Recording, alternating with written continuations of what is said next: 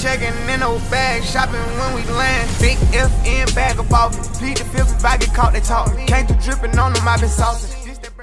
Hey, what's going on everyone? Welcome back to another brand new video, and today I'm going to be going over episode 3 of my Topstep journey, right? This is another funded account that got passed recently, and today's video I'm really just going to be going over how you can really pass these funded accounts within 2 days and still meet the consistency rule. As you can see here, I only took 2 days to trade this, and I'm at the consistency rule and pass this account, and I've actually already activated this account as well to pay the activation fee. Stick to the end of this video if you want to just learn how I basically pass this in 2 days, and any tips and tricks and advice I have for you guys that are struggling, if you've been blowing accounts, if you've just been over trading, over risking, things like that, and how you can really deal with those problems psychologically as well as from a technical standpoint if you don't have a working strategy. I'll be going over all that today, and this is going to be a very good video, honestly, that I think to serve as a perfect example of how you can overcome these challenges. So here you can see I made about 1,600 on the first day. I think this was first or second day, and then the other day I made 1,563. So if you can get 1,600 profit on the first day and second day, you'll basically be within the 50% target, obviously consistency rule, and you'll be past the 3K threshold for a profit target. So it'll work fine. You can do 1,500 and 1,500 also, but you have to be very close. I'd say you don't want to be having 1,400 and then 1,480, for example, because you're not going to hit 3K, right? You want to have at least 1,500 on day 1, 1,500 on day 2. That's basically the point. And you don't want to have one day where it is like 3,000, the other day is 1,500, because then you won't be able to meet the consistency target, since your biggest day will be like 3,000 out of 4,500, which is more than 50% of your total profits, which is what the consistency target rule is. So here is the chart. Days complete 2. Okay, both green days started March 5th, ended March 6th. Here's the equity curve right here real quick, but I need to show you guys the intraday equity curve because that's what was really important. But unfortunately, like I said, I activated and repaid the activation fee for this account, so I can't show that anymore, which sucks. Anyway, let's just go over the stats real quick on this, challenge. Okay, this is probably gonna be one of those short videos. Average profitability per trade is $60. My risk reward average for this is 1 to 3, or reward to risk. They flip it when they say it, but 3.49 to 1, meaning I'm risking $1 or 1 unit of risk for 3.49 times the profit. So my winners are basically 3.49 times bigger than my losers, which I emphasize a lot on a lot of traders, especially if you're new or you're not profitable, to trade a high RR system. It doesn't have to be something insane like 6 risk reward, 7 risk reward. I'm only trading 3.49 risk reward right here. But if you have a very good win rate like me, right, 66% average win rate at 3.49 risk reward average, if you can maintain that over the long run across a year, you'll be able to grow your personal account substantially. You can compound it by like insane numbers. You can tenfold an account easily within a year, depending on how much you're risking per trade, obviously. But with a very good trading strategy and system like this, 3.49 risk reward and at a 60% win rate, if you're able to maintain this throughout a year, you'll be very set to go to become very wealthy as a trader. Honestly, you really can stick to your system, stick to your rules, and of course have an edge that does have these results. You will be able to really compound that personal account or get a ton of payouts, right, from these prop firms. Again, the point of these prop firms, you want to be milking them as much as possible, because no one knows how long these prop firms are going to be in this game, and we're here for prop firms. At least we're not going to be here for the long run, because a lot of them do go down at some point. But Topstep is why I highly emphasize Topstep and Apex, just because these two futures prop firms have been in the game for Apex, I think, has been for not 10 years, but I know Topstep has been in the game for 10 years, and the fact they're still going on and getting in space, sending payouts, people receiving payouts, things like that, they still have funds to clearly pay out traders, which is a really good sign after 10 years of track record, So definitely stick with just the reputable firms. Would not recommend small firms, especially if you're very profitable. And if these small firms saw me trading a system like this, I'll immediately get banned. Okay, like immediately get banned. Maybe they might wait until I request a payout. They might pay me on my first payout and then ban me, or they might not even pay their first payout, right? I have to look at the stats, because every firm, for those that know, they have a risk management team, man. They do a lot of BSing around. I'm gonna be honest. I'm not saying any firm specifically in this video, but they do a lot of BSing around. They talk about risk management, this and that, and saying how strategies are like, too over leveraged, over risking, things like that. When even though in reality a lot of these traders, they're not over risking or over leveraging. They just have a really good trading strategy and a really good trading discipline to execute that strategy. Like if they always see stats of 68% win rate, even at 1 to 2, a 70% win rate basically at 1 to 2 is already a very big red flag for these firms, because they know the potential of a trader that can really stick to their plan and execute something statistically advantageous at 70% win rate at 1 to 2 even. They're gonna at some point, I'm not gonna say go broke, but if you're a small firm, for sure you'll go broke, depending on how big the capital is you're offering and how much training, how many training accounts that person has in copy trading. Who knows, right? There's people making 10 to 20K a day copy trading across 20 plus accounts from different firms, right? That's why another thing I would recommend you guys, diversify your sources of income. Now, yes, trading is my main source of income, right? And you can say it is my only source of income because I don't make much from mentorship really at all, or the course really at all. Like, it's not even close to 1% of like my income anyway. So to me, it doesn't matter, right? But when I'm talking about diversifying and having multiple sources of income from a trading perspective, for example, let's say someone that trades, they could have a long-term portfolio to diversify that, right? It could hedge against losing days, for example, over the long run. But again, if you're a small trader, having a long-term portfolio won't make you a living, right? Investing is to help you stay rich when you're already rich for the most part, or in that top 1% percentile. Investing long-term is not going to make you go from broke to rich. That's just a false lie that all these books that teach you invest early. Yes, that's completely true. But if you don't have the amount of capital and money to invest early, like a lot, really, or even have the amount to compound it, it's not going to grow that much, right? Someone that has 100K in capital, puts it in the S&P, for example, is going to make way more returns than someone that has like only $1,000 to their name and put it in S&P. You think that the $1,000 person is going to become a millionaire? Definitely not, right? They're not even going to make much at all. I'd rather put that 1K somewhere else. Invest in a business or make a new business or run something of your own with that 1K instead. There's way better returns, way bigger returns than the S&P, right?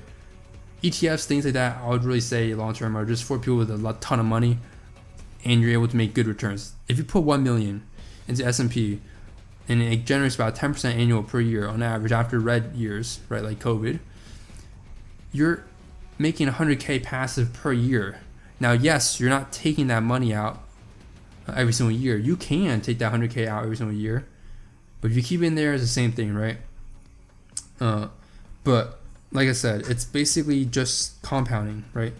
If you have a lot of capital. If you don't have a lot of capital, what you do when I say diversify your income, I'm talking about have multiple different prop firm accounts, right? Don't just trade with one prop firm. Diversify. Maybe trade with Topstep, trade with Apex. Maybe if you have a lot of money saved up, or as you made a lot in terms of payouts, you have a big cushion, then yeah, sure, go for these smaller firms that at least have some sort of tiny, somewhat reputation or proof that they do pay out, because that's what is most important.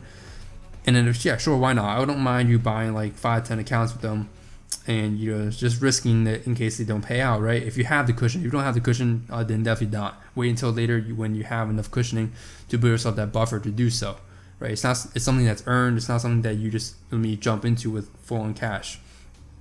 So that's what I mean by diversifying. Have a personal account and have these prop firm accounts.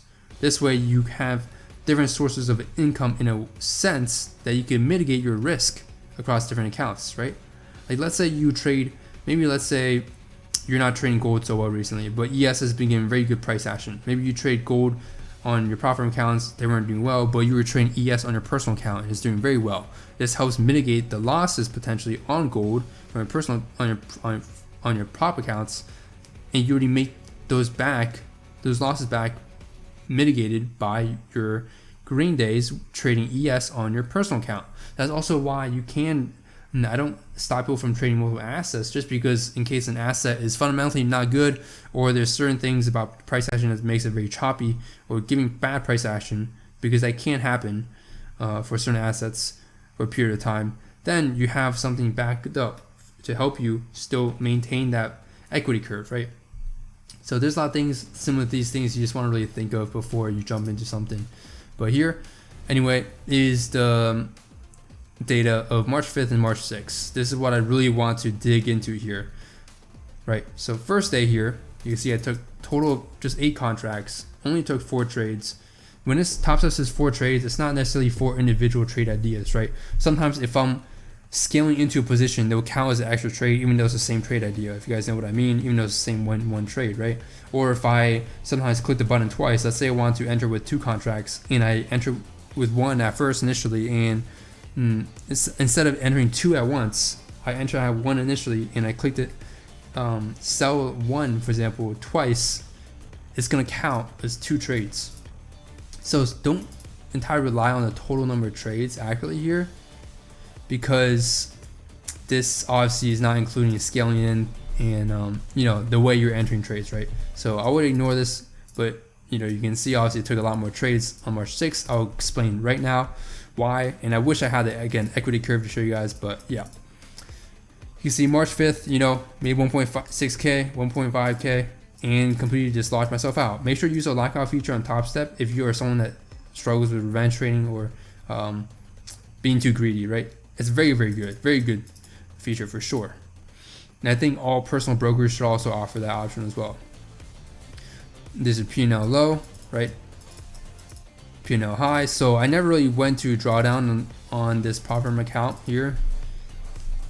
On this challenge, I basically just got into profit immediately off the first trade of 372 and then got it to 1.5k. So very green day here. You can see 0 losses here, 100% win rate.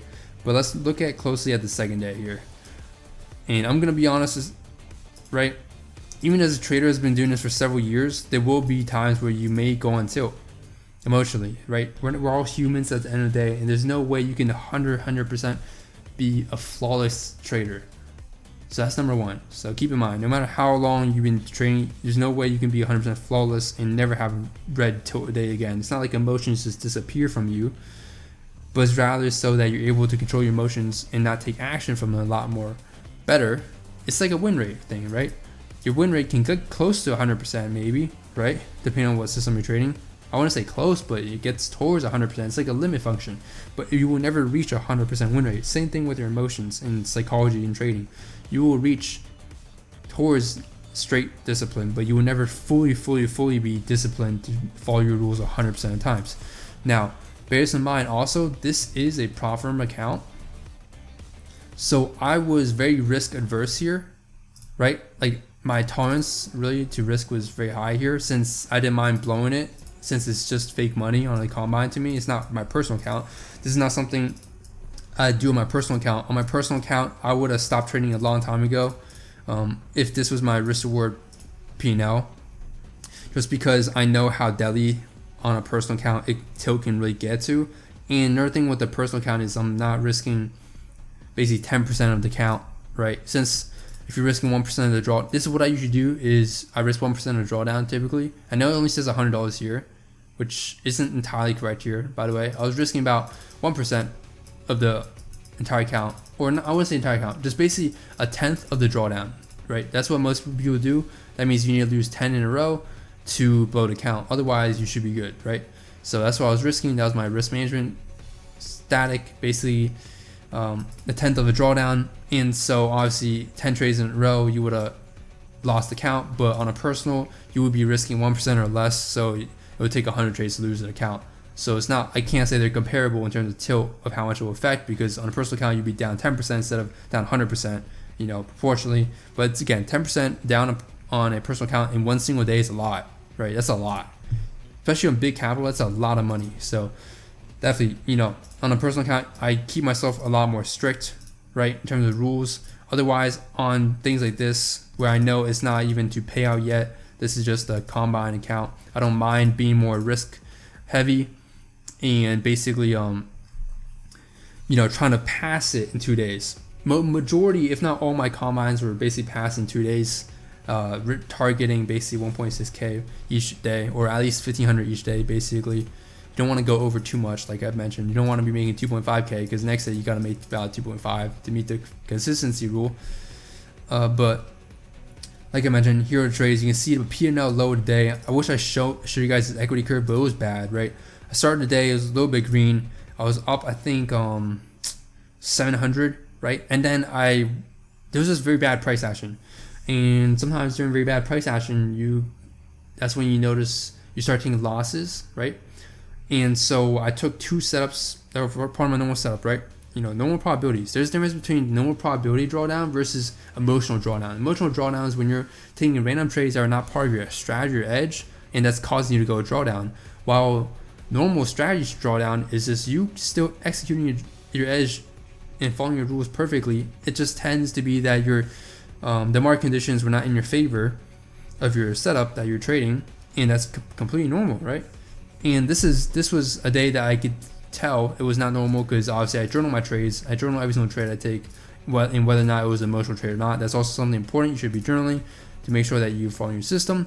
And I journal as a red day in terms of following my system, even though I ended a green eventually, because I did take some tilt trades. Okay, right? The market conditions weren't the best. 2 of my setups failed, and then after those 2, the price got real choppy. I can't remember exactly what asset this was, but it got real choppy, and I started taking back-to-back trades like several times. That's why you can see 48 total trades, which obviously not 40 individual trades like I mentioned earlier, but you guys get the point, right? So a lot of trades basically back-to-back that were just hitting stop loss after stop loss, and eventually I got away from the charts and was like, okay, I need to pass this today. Since I usually have this goal, I pass 2 days, okay? I need to pass this today. Let me log in. I'm gonna take a break and come back to the charts, and I believe I traded Asia session. I'm not sure actually. Was it Asia session? Or this might have been from London to New York session. Maybe it was London session where I had P&L low negative 1.8. But regardless, I was very close to max trillion drawdown, right? I was literally 140, 38 bucks away. Not even 100. No, this is like $100 away basically from hitting stop loss on the entire account, right? And I was able to come back. I was just like, okay, I'll de-risk. I literally risked like $50 at this point when I was down this much, and I was able to grow it eventually back, waiting for my setups patiently. And because I trade a high risk reward system, I'm able to basically crawl out of drawdown pretty fast if I just follow my trading system. That's exactly what I did.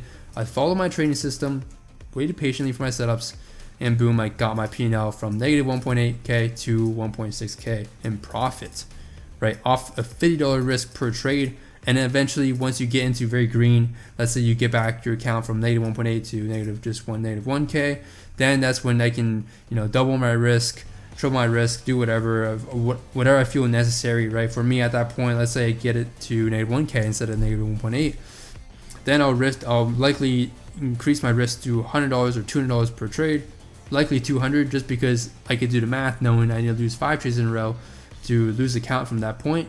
And the odds of my system at a 60% win rate or higher, which I know statistically works back tested and live trading, that it is around that win rate, that it's very unlikely for me to lose 5 trades in a row across the next 10 trades, for example. Very, very, very unlikely. Extremely unlikely. So you started risking 250, 200-ish per trade and got it back to 1.6k profit, and that passed the count. So the point of this video really is just to help you guys understand that you want to trade against off probabilities, right? And when you're trading or tilting, you're not trading probabilities of your system anymore. You're trading something that's externally different from your system that you back tested and spent all this time studying and learning about, and you're self-sabotaging.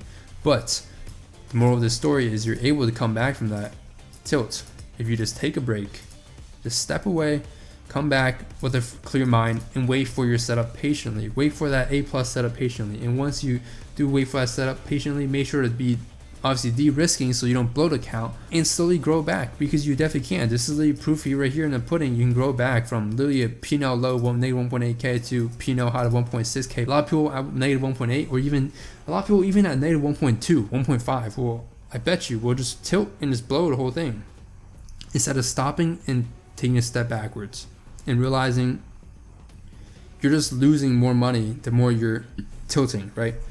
So again, this is something that certain people take a certain amount of money to lose to understand, but I really think everyone should take something from this video. Just know that no matter how much you're in drawdown if you're still sticking to your system and you know it has a positive expectancy, you will come out green, just like I showed in this video. Be confident in your system, and in order to build that confidence, you need backtesting and data to show you. That could be from journaling, FX replay, whatever you use, right? So make sure you have data backing up what you do, and just follow that data plan, and that's all you need to do to crawl out a drawdown like this. Anyway, that's it for today's video. Hope you guys did enjoy. I'm gonna be making a part 4, and hopefully part 4 I'll be covering payouts and such. And yeah, I'll see you guys in the next video. If you guys are interested, free Discord server, by the way, anyone can join. It's completely free, right? Discord link in bio, and I have the Discord private one-on-one mentorship still open. I have one spot left for that. It's basically one-on-one calls, and I'll be making a personalized training plan for you, tailored specific to your schedule and whatever type of psychology you have. I'll try to tailor the strategy to you that fits you best. And then I also have the Advanced 100 Risk Reward E2 Advanced Day Trading course, where I cover my swing strategy, my day trading strategy, my scalping strategy, and everything, including my trading system. That has helped me go from a normal warehouse job to a full-time trader now. So again, that's it for this video. Hope you guys did enjoy. Let me know what else you want me to make on this channel, and I'll be glad to provide as much free content as I can, obviously without giving away too much of the sauce that helps me get to where I am at today. So I'll see you guys in the next one.